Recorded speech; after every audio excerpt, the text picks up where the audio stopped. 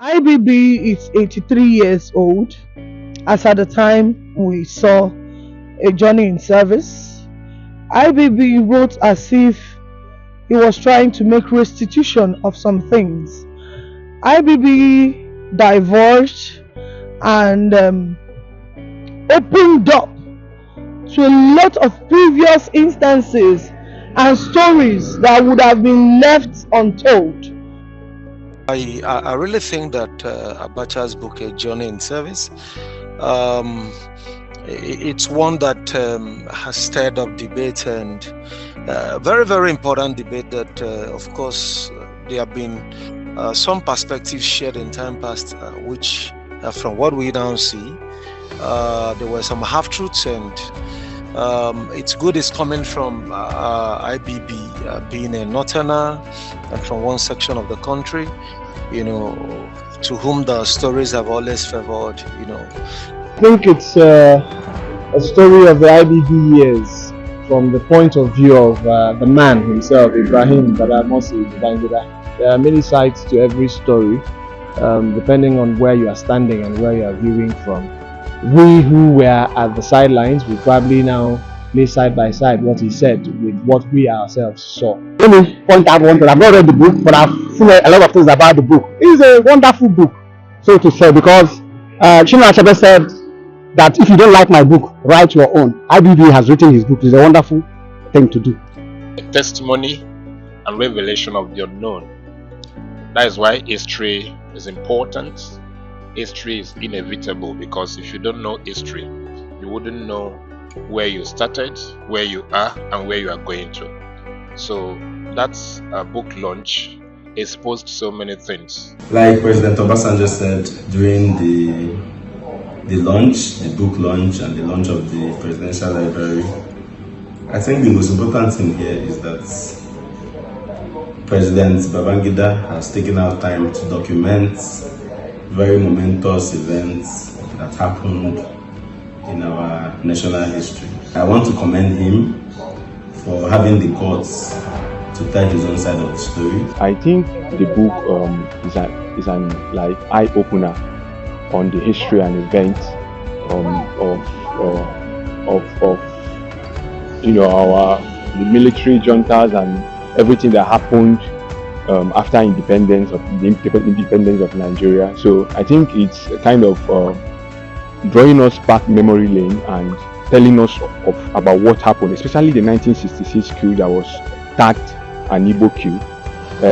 In this book he wrote that it was basically a revolutionary coup, not the way people think about it, or not what people made of it, by tagging it an Igbo coup. Okay, so there are too many faces to every story.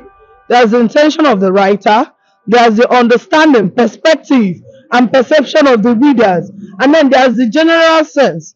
So the general sense believes that why would Nigerians come out and begin to appraise and even try to kind of converge largely in support of IBB's Journey in Service program.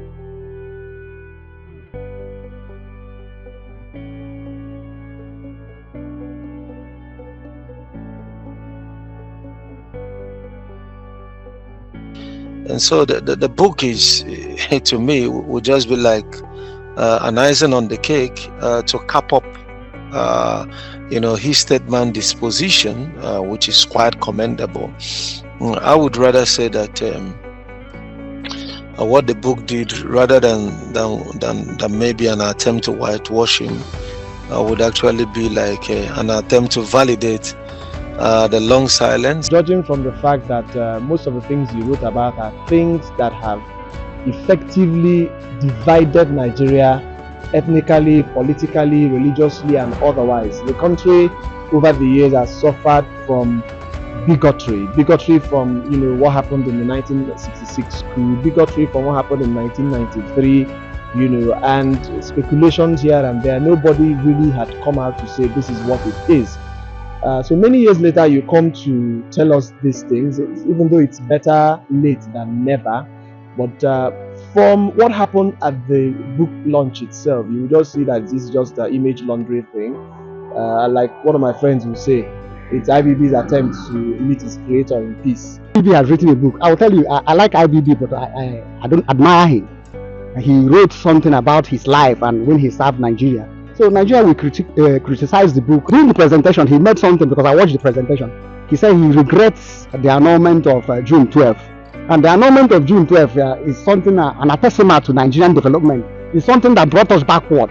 That's one thing that I don't admire IBB about. But since he has written his book, people should read his book. And he made something, again, during his presentation. In the book, he said Abacha was the person that annulled, he shifted the blame. And people are now calling him cowards. But by definition, every dictator is a coward. By definition, every dictator is a coward. So IBB we already know he's a coward. One of the wrongs he did was the annulment of that election, which has adversely affected this country.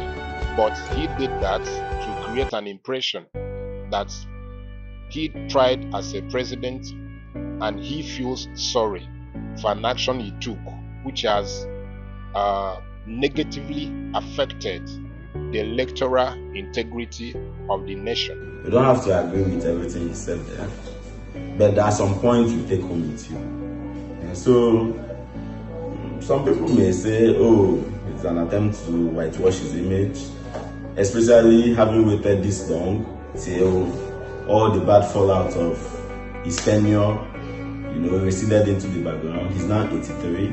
Most of these things happened 30-something years ago, and the rest of them. I don't think it's an attempt to whitewash the man IBB. I feel like the man is trying to